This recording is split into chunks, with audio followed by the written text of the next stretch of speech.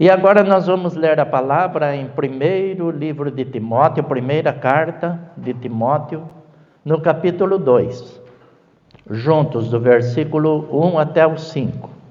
Admoesto-te, pois, que antes de tudo, que se façam deprecações, orações, intercessões e ações de graças por todos os homens, pelos reis e por todos os que estão em eminência, para que tenhamos uma vida quieta e sossegada em toda a piedade e honestidade, porque isto é bom e agradável diante de Deus, nosso Salvador, que quer que todos os homens se salvem e venham ao conhecimento da verdade.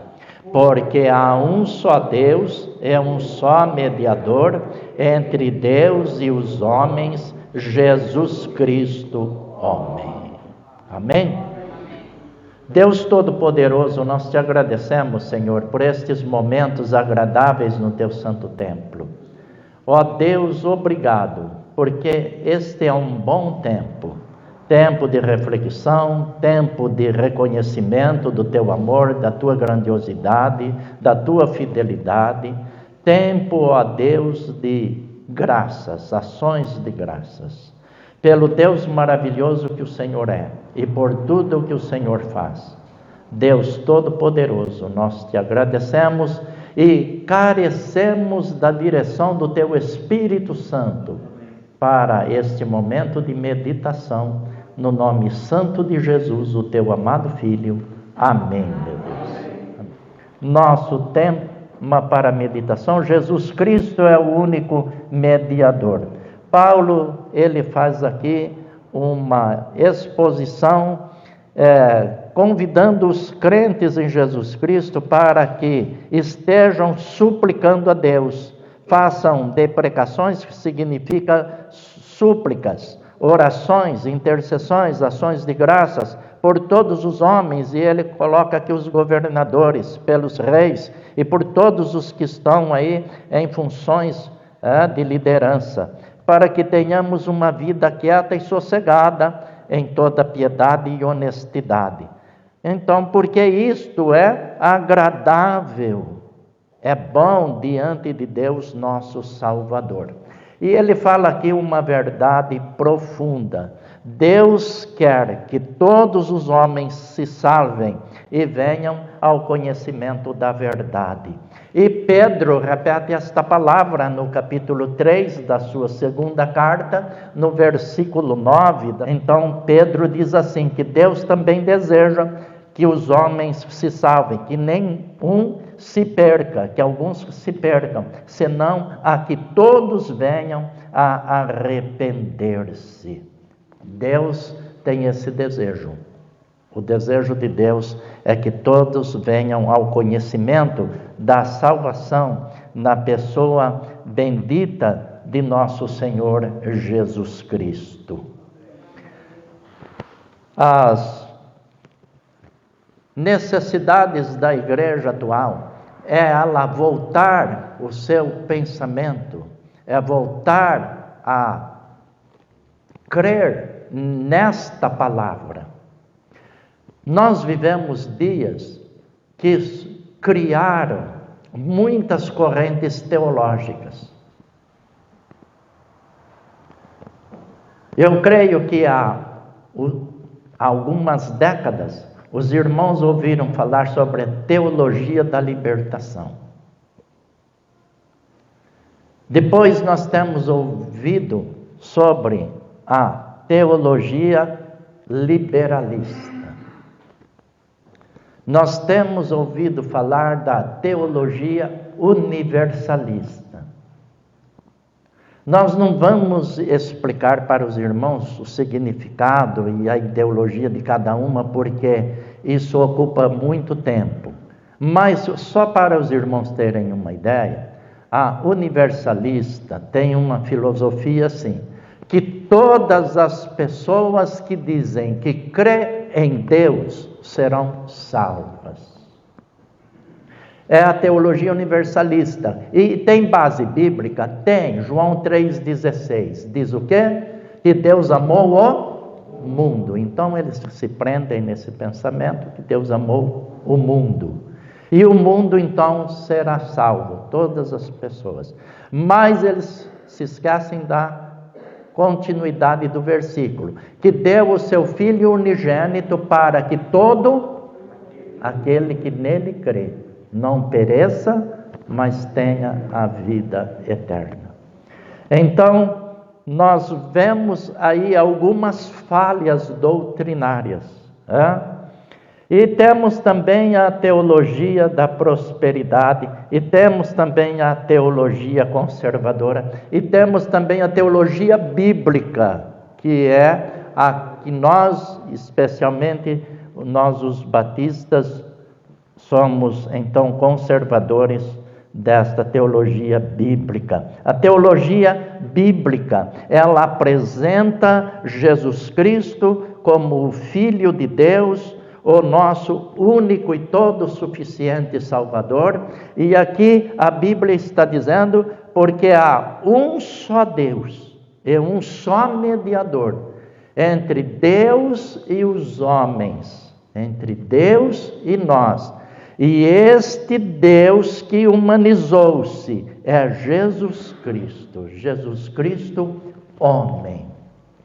E Pedro disse lá em Atos 4, no versículo 12, que em nenhum outro há salvação, porque também debaixo do céu nenhum outro nome há dado entre os homens, pelo qual devamos ser salvos. Percebeu a profundidade disso? Isso é teologia bíblica. Teologia é estudo sobre Deus. E quando nós estudamos sobre Deus, nós entendemos que Jesus Cristo é Deus que humanizou-se e veio viver entre nós. Aliás, o nome de Jesus significa Deus é salvação. Jesus seria chamado Emanuel, Deus conosco. João, escrevendo o seu evangelho, ele disse que no princípio era a palavra estava com Deus e a palavra era Deus. E a palavra se fez carne, tornou-se pessoa e veio viver entre nós. Então, meus queridos, a Bíblia nos apresenta essa teologia salvífica na pessoa do Senhor Jesus Cristo. Que eu preciso e que você precisa, não são de filosofias e teologias, correntes teológicas, cada uma defendendo suas ideologias, seus pontos de vista e doutrinas. Mas o que nós necessitamos, o que eu preciso, o que você precisa, meu querido, em matéria de salvação das nossas almas, é crer em Jesus Cristo como o nosso único e todo suficiente Salvador, o nosso único mediador entre Deus e os homens. A pessoa de Jesus é a essência de todas as correntes teológicas. Deve ser, porque pode haver muitas correntes teológicas, podem surgir muitas filosofias, mas se elas não estiverem centradas na pessoa de nosso Senhor Jesus Cristo, tudo isso se torna vão e sem sentido. Porque Deus não vê, eu tenho pregado, um substituto para a pessoa de Jesus. A fé no sacrifício de Jesus Cristo, na manifestação da sua graça, é que proporciona o perdão dos pecados para todos aqueles que creem. Esta é a teologia que liberta, que perdoa, que transforma, que cura, que renova, que leva à prosperidade, gera esperança e nos faz obter a vida eterna com Deus. É Deus através do seu bendito Espírito Santo, que também é Deus Consolador, que substituiu Jesus. Lembram das palavras de Jesus registradas lá em João 16? Eu não vos deixarei só. Enviarei o Espírito Santo, o Consolador, para que fique convosco para sempre. E o Espírito Santo veio. E não existe na história nenhuma narrativa que ele tenha saído do mundo. Um dia ele deixará, e esse dia a igreja subirá com ele. E a igreja estará com Jesus para toda a eternidade. Então, essa é a teologia que nós pregamos. Jesus Cristo é, por excelência, o único mediador. Deus deseja que todos os homens se salvem e venham ao conhecimento da verdade. Deus deseja, mas não obriga. As pessoas são livres. Jesus Cristo disse: se alguém quiser vir após mim, se alguém quiser. A maioria das pessoas não querem, vocês já perceberam isso? A maioria das pessoas não querem. Quantas pessoas poderiam estar aqui? Quantas pessoas deixaram de estar aqui? Estes dias nós ouvimos uma informação um tanto assim chocante, um tanto até desagradável. Que o número de pessoas que estão fora das igrejas evangélicas, olha, percebam, observem isso, que o número de pessoas que estão fora das igrejas evangélicas, o número é maior do que os que estão dentro da igreja evangélica. O número de pessoas que já passaram pelas igrejas, já alguns foram até batizados e hoje estão fora da igreja, é maior que os que estão dentro da igreja. Você já ouviu, e eu já perguntei mais que uma vez, você já ouviu alguém dizendo: eu já fui crente?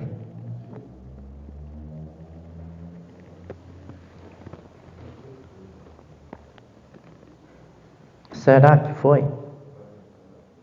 A Bíblia diz lá em João 6,36: todo o que o Pai me dá virá a mim, e aquele que vem a mim de maneira nenhuma lançarei fora. Será que essas pessoas foram a Jesus?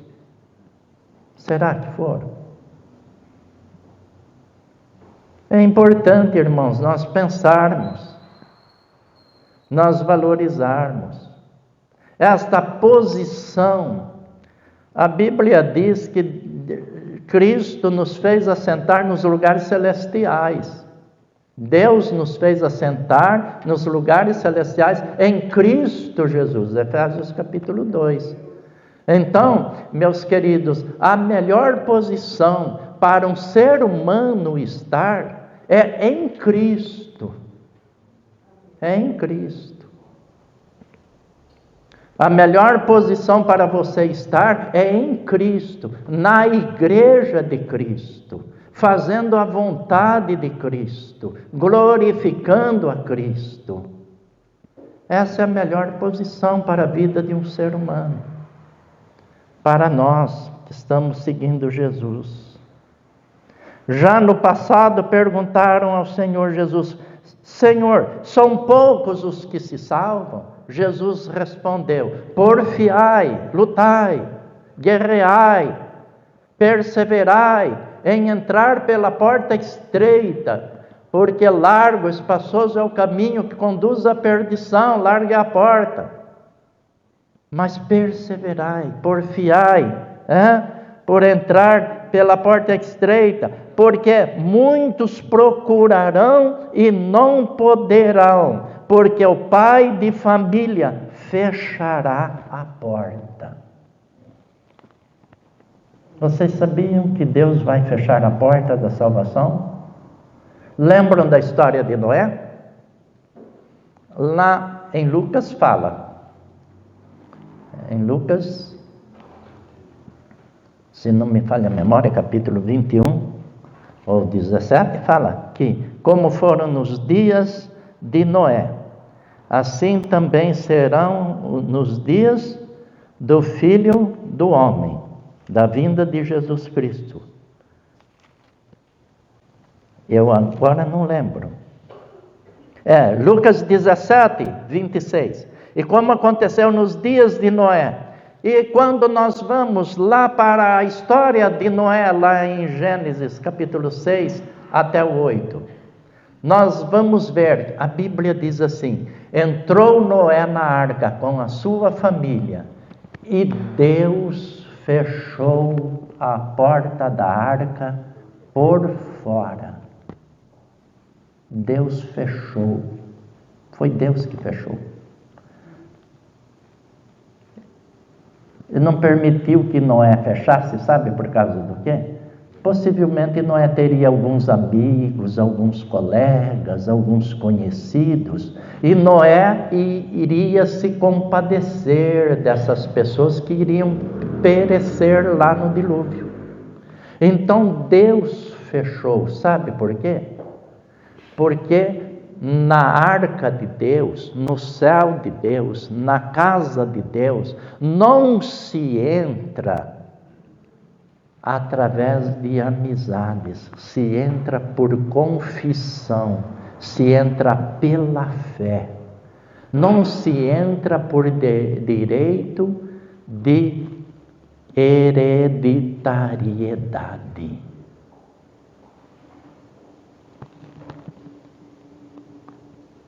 Meu pastor dizia: filho de peixe é peixinho, tem até um provérbio aí, né? Filho de gato é gatinho, não é?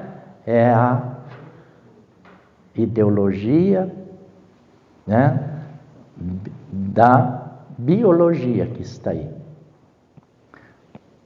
Um ser gera outro ser semelhante.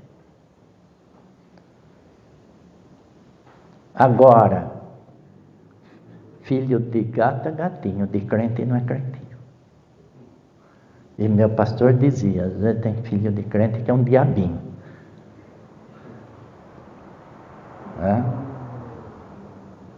Porque é só olhar para a história. Nós vamos ver os filhos de Eli, do sacerdote, foram a vergonha e a derrota de Israel. Aí Deus levantou Samuel. Os filhos de Samuel também foram a vergonha do reino de Israel. Por quê? Porque salvação é coisa individual. Salvação é coisa individual. Aí tem alguém que diz assim: mas a Bíblia diz assim: crê no Senhor Jesus Cristo, será salvo você e a sua casa. Sim, você será salvo, você e sua casa. E Deus cumpriu essa promessa na minha vida. Então eu tenho que glorificar a Deus, porque quando eu criei no Senhor Jesus Cristo e recebi o batismo nas águas aos 16 anos, no outro ano foi meu pai, a minha mãe e os meus irmãos. E graças a Deus hoje nós somos em 6 irmãos, todos seguindo Jesus. É isso que significa. Mas cada um precisa confessar: Jesus é o meu Salvador. E reconhecer que Ele é o único mediador. Porque ninguém será salvo por herança, mas pela confissão, pela fé.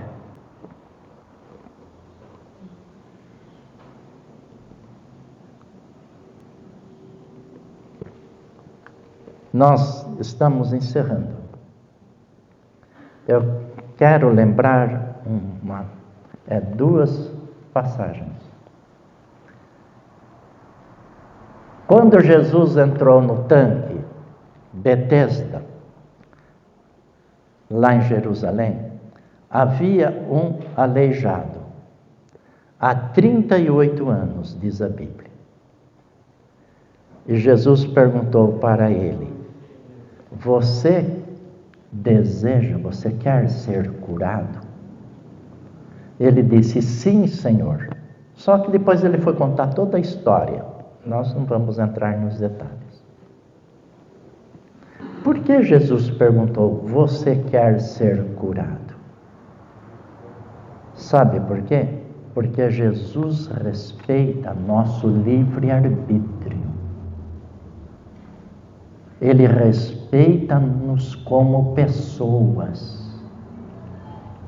Sabe que tem pessoas que não querem ser curadas dos seus pecados?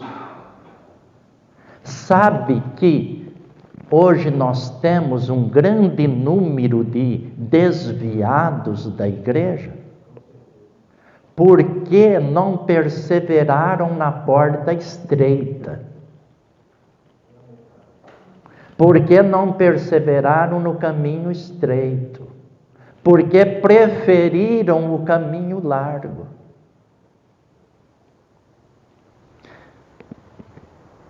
Quando Jesus foi de Jericó para Jerusalém, Bartimeu, cego, clamava o quê? Jesus, filho de Davi, tem misericórdia de mim. Jesus mandou que o chamassem. O moço veio. Trouxeram ele até Jesus. Jesus falou assim para ele: o que você quer que eu faça? Que eu tenha vista, Senhor. Jesus disse o quê? A tua fé te salvou. E ele seguiu Jesus pelo caminho. Sabe por que Jesus perguntou? Porque tem pessoas que, como o aleijado, não desejam ser curadas. Não desejam ser salvas. Tem pessoas que estão na igreja de Cristo por estarem, mas não desejam a vida eterna. Não desejam seguir Jesus. Eu lembro do meu pastor que dizia: tem pessoas na igreja não por causa de Cristo, mas por causa da Cristina. Tem pessoas que estão na igreja não por causa de Cristo, mas por causa do Cristiano. E por aí vai. E nós temos um hino que diz assim: quantos que corriam bem, já não mais contigo vão. Outros seguem, mas também frios e sem vigor estão. Então, esta noite é um tempo de reflexão. Jesus Cristo é o nosso único mediador entre Deus e os homens. E a vontade de Deus, Paulo escreveu, o desejo de Deus é que todos os homens se salvem e venham ao conhecimento da verdade. E a verdade é Jesus. Agora precisa você querer. Precisamos querer sermos seguidores de Jesus Cristo. Até quando? Até o último dia da nossa existência. Meu irmão, valorize a posição que Jesus te colocou na sua igreja. Foi Jesus que nos alcançou, que nos trouxe. Então valorize essa posição. Não deixe a igreja, não abandone a igreja, mas fique firme. Sabe por quê?